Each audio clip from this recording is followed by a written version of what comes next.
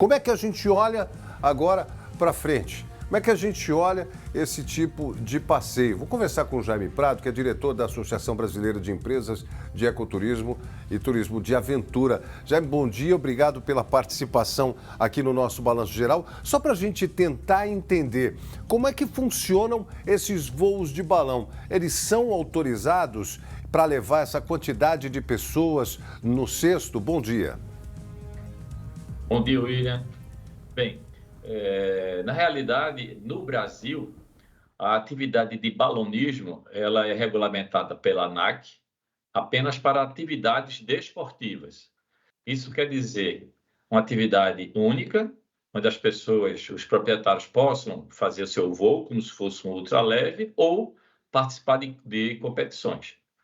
Na questão da atividade turística, ele ainda não tem regulamentação.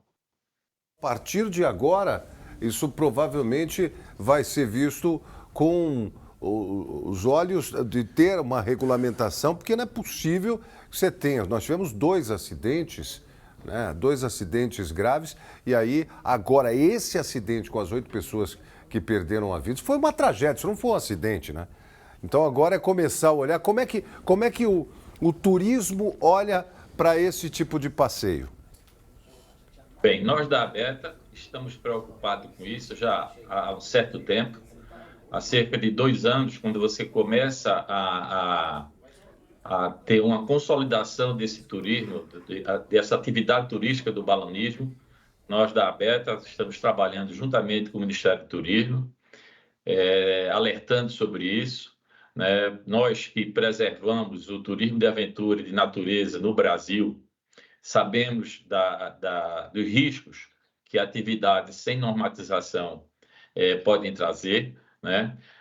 Recentemente, em abril, tivemos um encontro com o Ministério do Turismo para começarmos a tratar,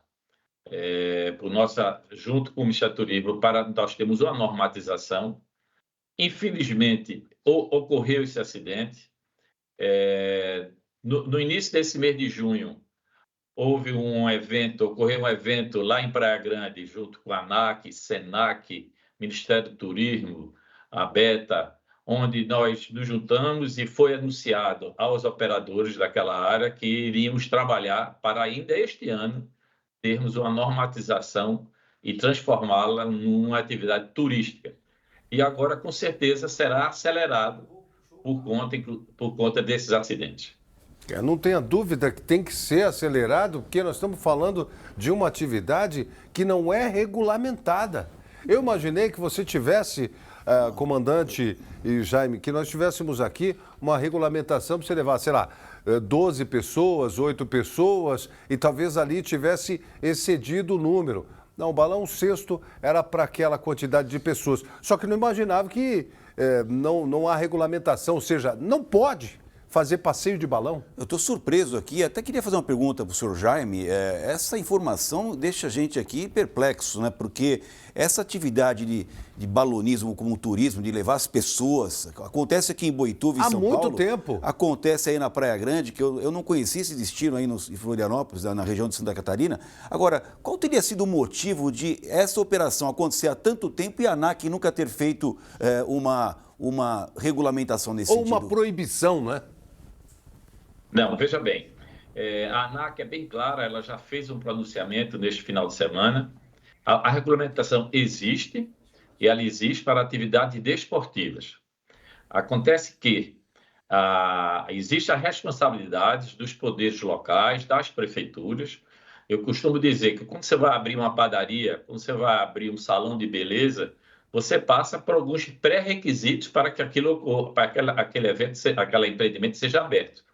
Então, as prefeituras deveriam e devem verificar, na hora que se vai dar um alvará de funcionamento de uma empresa, né, ela deve exigir o mínimo. Então, teria que ter verificado, eu não sei das 2 momentos, se esse piloto estava habilitado, se esse equipamento ele estava, porque na ANAC, na regulamentação mínima da ANAC, ela coloca isso, ela dá a idade mínima, ela determina que as áreas que a rota de voo ela tem que ser pré-anunciada, seja, tem uma série de pré-requisitos dada pela a regulamentação da ANAC, que é de 2021, é a REBAC 103 de 2021, e se fosse dados o cuidado de obrigá-la, de requisitá-la, poderia estar evitando alguns acidentes, né? Outra coisa também, nós da ABETA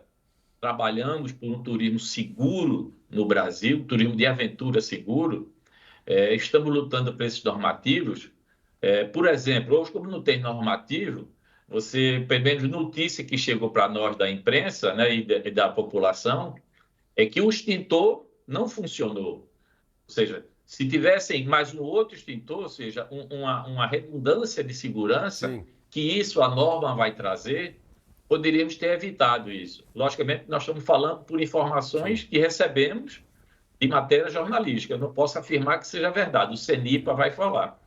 Mas o próprio piloto, ele informa Jaime, isso. E o extintor não funcionou. olha, são 6h30. O senhor e a senhora que estão chegando, sejam bem-vindos. Nós estamos falando da tragédia que aconteceu em Praia Grande, região ali de Santa Catarina, onde o balão caiu, 8 pessoas perderam a vida e o Jaime Prado está conversando com a gente, é especialista da Associação Brasileira de Empresas de Turismo de Aventura e está conversando, explicando um pouco sobre essa atividade e também a busca pela regulamentação desse tipo de turismo em todo o Brasil. E aí você me falava aqui a respeito dessa necessidade de se fazer a regulamentação e, inclusive, você tem várias outras atividades de turismo que não tem também uma regulamentação, mas que é seguro, né? William, o Brasil tem cerca de 46, 47 normas técnicas publicadas pela BNT apenas para turismo de aventura. Então, vários segmentos de turismo de aventura, como o quadriciclo, como o hipismo, como o trilhas, todas essas já têm normatizações que são exigidas, inclusive, pelo Código de Defesa do Consumidor. Dessas mais de 40 normas apenas para turismo de aventura no Brasil, 17 delas foram transformadas em normativos internacionais, ou seja, o mundo inteiro que trabalha com turismo de aventura adotou nossas normas, logicamente com alguns ajustes. Então, nós temos capacidade técnica para podermos fazer um turismo seguro também na área do balonismo. Nós também temos, nos normativos hoje existentes, nós temos a norma técnica 21.101, que trata de segurança, do sistema de gestor de segurança do turismo de aventura. Então, são alguns procedimentos padrões que devem ser adotados de cara por qualquer atividade turística. Então, mesmo que não tenha uma regulamentação para o balonismo específica, mas nós temos a normativa mãe, que é a 21.101, que ela já traz balizamentos para qualquer tipo de turismo de realização de turismo de aventura. Ok, Jaime Prado, muito obrigado pela participação, muito obrigado por explicar para a gente algumas coisas que muitas pessoas nem imaginavam, né? E também a necessidade de uma regulamentação em todo o Brasil para esse tipo de turismo e passeio de balão. Jaime Prado conversando com a gente aqui no nosso Balanço Geral. Muito obrigado mais uma vez por ter participado, comandante. Essa é importante informação, né, sobre o turismo de aventura que está espalhado em todo o Brasil, aqui no interior de São Paulo, mesmo em São Paulo, né, no sul do país. Né, o turismo de aventura ele é muito importante para gerar a economia do turismo no Brasil inteiro. Agora, você vê uma coisa que o Dr. Jaime aí falou, que ficou claro para mim, sabe? São 47, 48 normas da BNT para regular turismo de aventura. A ANAC também deu alguma sinalização com relação à utilização do balão, ou seja, para esporte, e as competição. Prefeituras precisam seguir a regulamentação. Aí que é o ponto, William Leite. Cadê a fiscalização do órgão municipal que atua na fiscalização dessa atividade? Não pode se eximir, né? Não pode. Abriu uma pista importante aí para a fiscalização dessa atividade que com certeza não foi feita, haja vista que não tem autorização para fazer transporte de pessoas nessa atividade que a gente viu aqui. Não era uma competição, e não era algo esportivo. Portanto, fica aí o ponto de alerta, talvez o Ministério Público envolva a Prefeitura para saber por que não foi fiscalizar essa atividade que já ocorre com frequência. E tem que perguntar, por que não? Tem que perguntar, porque nós temos que ter respostas.